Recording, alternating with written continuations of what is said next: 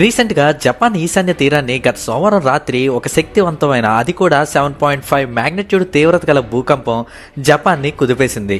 ఈ భూకంపం సముద్రంలోని మియాగి ఫుకుషిమా ప్రాంతాల దగ్గరున్న సాగర తీరానికి దాదాపు 30 నుంచి 40 కిలోమీటర్ల దూరంలో ఏర్పడిందట. భూకంపం సంభవించిన వెంటనే జపాన్ వాతావరణ శాఖ సునామీ హెచ్చరికలు జారీ చేసింది. జనాలను కూడా తక్షణమే సురక్షిత ప్రాంతాలకు వెళ్లమని సూచించింది. దానివల్ల మొత్తంగా 90,000 మందికి పైగా జనాల్ని వెంటనే ఎవాక్యుయేషన్ సెంటర్లకి తరలించారు. కొంతమంది అంచనా ప్రకారం కొన్ని చోట్ల 1 మీటర్ వరకు అలలు తీరానికి తాకాయట. కానీ అదృష్టవశాత్తు అందరూ భయపడుతున్నట్టుగా మెగా సునామీ అయితే రాలేదు. ఈ భూకంపం వల్ల కనీసం 30 మంది గాయపడినట్టుగా స్థానిక మీడియా సంస్థలు చెప్పుకొస్తున్నాయి. ఇది కొంచెం తీవ్రమైన భూకంపం కావడంతో కొన్ని ప్రాంతాల్లో భవనాలు, కిటికీలు, గోడలు దెబ్బతిన్నాయి. అలాగే రోడ్డుపై పలు చోట్ల పగుళ్లు కూడా ఏర్పడ్డాయట. అయితే పెద్ద నిర్మాణ నష్టం గానీ ప్రాణ నష్టం గానీ జరగలేదు. ఎందుకంటే ఇది జపాన్ యొక్క బలమైన నిర్మాణ ప్రమాణాలు మరియు వెంటనే స్పందించే వ్యవస్థల వల్లే సాధ్యమైంది. భూకంపం తర్వాత విద్యుత్ సరఫరా కొంతసేపు నిలిచిపోయింది. రైళ్లు కూడా తాత్కాలికంగా నిలిపివేయబడ్డాయి. కొన్ని ప్రాంతాల్లో మొబైల్ నెట్వర్కింగ్ అంతరాయం వంటి సమస్యలు ఎదురయ్యాయి. ఫుకుషిమా న్యూక్లియర్ ప్లాంట్ వద్ద ప్రత్యేక జాగ్రత్తలు తీసుకున్నారు. కానీ ఈసారి ఏ ప్రమాద సూచనలు అయితే కనిపించలేదు. భూమి కంపించిన సమయంలో జపాన్ ప్రధాని సనాయో టకాయిచి ప్రజలను ఉద్దేశించి ఇలా అన్నారు: ప్రతిరోజు భూకంప స్థితులను పునఃపరిశీలిస్తున్నామని, అలాగే ఫర్నిచర్ను సరైన రీతిలో చేసుకోవాలని. అదేంటి ఫర్నిచర్ అనుకుంటున్నారా? అంటే సడన్ గా భూకంపం వస్తే వెంటనే దాక్కోవడానికి అన్నమాట. అలాగే కంపనం అనిపిస్తే వెంటనే బయటికి వెళ్లేందుకు సిద్ధంగా ఉండండి అని హెచ్చరించారు. ఈ 7.5 మ్యాగ్నిట్యూడ్ గల భూకంపం పసిఫిక్ రింగ్ ఆఫ్ ఫైర్ లో కొనసాగుతున్న భూగర్భ ఒత్తిడి మార్పులని మరోసారి గుర్తు చేసింది. అసలు రింగ్ ఆఫ్ ఫైర్ అంటే ఏంటి? సింపుల్ గా చెప్పాలంటే రింగ్ ఆఫ్ ఫైర్ అంటే ప్రపంచంలోనే అత్యంత ప్రమాదకరమైన భూగర్భ ప్రాంతం అన్నమాట. అందుకే ఇక్కడ ఎక్కువగా భూకంపాలు, ఇంకా అగ్నిపర్వతాలు బద్దలవడం లాంటివి తరచుగా జరుగుతూ ఉంటాయి. జపాన్ దేశం కూడా ఈ రింగ్ ఆఫ్ ఫైర్ మధ్యలో ఉన్నందుకు భూకంపాలు అక్కడ ఎక్కువ అంటే సుమారు ఎన్నిసార్లు భూకంపం వస్తుంది అక్కడ అని అడిగితే జపాన్లో సాధారణంగా ఏటా కొన్ని వేల సంఖ్యలో భూకంపాలు వస్తుంటాయి. అందులో 1000 కంటే ఎక్కువగా భూకంపాలు మధ్యస్థ స్థాయిలో లేదా చిన్న తీవ్రతతో ఉంటాయి. అంటే వీటి వల్ల పెద్దగా ఇబ్బంది ఉండదు. ఎందుకంటే ఇవి చాలా చిన్నవై ఉంటాయి. కేవలం సెన్సార్లు మాత్రమే వీటిని గుర్తిస్తాయి. మనకి అస్సలు ఏమీ అనిపించదు, అంత చిన్నవన్నమాట. కానీ అప్పుడప్పుడు మాత్రం మొన్న వచ్చినట్టు 7.5 మ్యాగ్నిట్యూడ్ అంటే తీవ్రమైన భూకంపాలు వస్తే మాత్రం జపాన్ అస్సమైపోతుంది.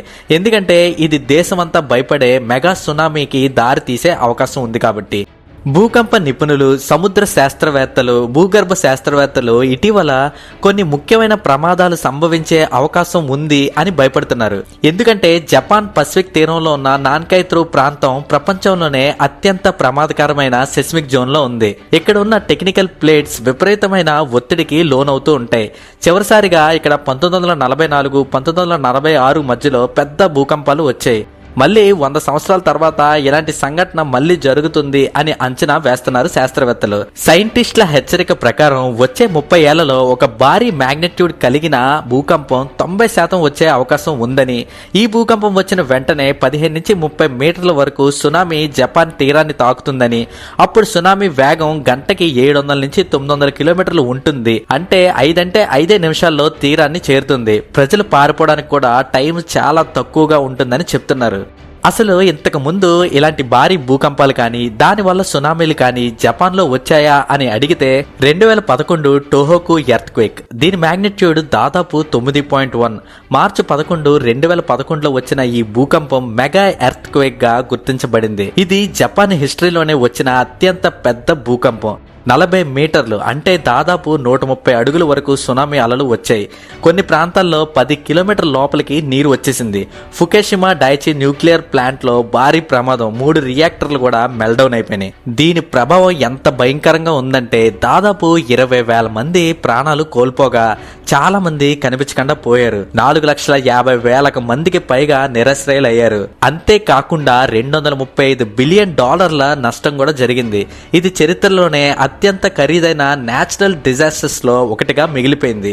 దీని తర్వాత జపాన్ లో సునామీ వార్నింగ్ సిస్టమ్ మరింత మోడర్న్ అయ్యాయి. అలాగే 1995లో కోబే ఎర్త్ క్వేక్ వచ్చింది. దీని మ్యాగ్నిట్యూడ్ 7.2నే అయినప్పటికీ ఇంకా భూకంపం కూడా 20 సెకండ్లు మాత్రమే వచ్చింది. కానీ నష్టం మాత్రం భయంకరంగా దారుణంగా జరిగింది. కోబే సిటీ మధ్యలోని ఎలివేటెడ్ హైవే మొత్తం కుప్పకూలిపోయింది. పాత ఇల్లు, వుడెన్ స్ట్రక్చర్లు ఎక్కువగా నాశనం అయ్యాయి. దాదాపుగా 6,000 మందికి పైగా ప్రాణాలు కోల్పోయారు. $100 బిలియన్ నష్టం కూడా జరిగింది. ఈ సంఘటన తర్వాత జపాన్ దేశం బిల్డింగ్ కోడ్స్ ని పూర్తిగా మార్చేసింది.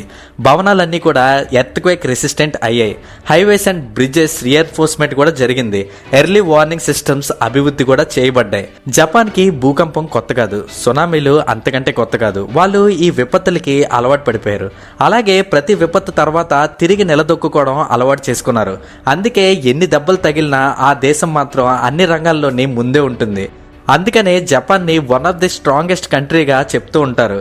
అయితే ఇప్పుడు ఈ జపాన్ భూకంపాల వల్ల కానీ, ఈ మెగా సునామీల వల్ల కానీ ఇండియాకి ఏమైనా ఎఫెక్ట్ ఉంటుందా అని అంటే పెద్దగా ఏ ఇంపాక్ట్ ఉండదనే చెప్పాలి. ఎందుకంటే ఇండియా జపాన్ మధ్య ఏషియా కాంటినెంట్ ఉంది.